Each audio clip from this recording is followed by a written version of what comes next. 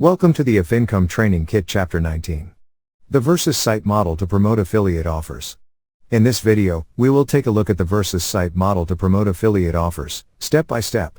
So let's get started. On Google, let's search for Doodly Versus and you will get all these suggestions. Let's select any one from here. So now you get all the related search results. Let's open a few links, and here we also have some video results as well. Open a few of them. So the first site is Both Software Comparison Site. Here you can see their summaries. Both of them have visit website buttons with affiliate links, and below you have all features comparison. Below you also have a view price page link. Here also they have inserted their affiliate link. Next is the YouTube video link. Here is the video and its description with the title is Doodly vs Powtoon.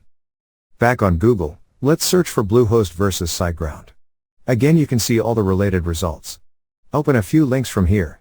So this is the first site, with a video on top and a full-length article explaining the difference.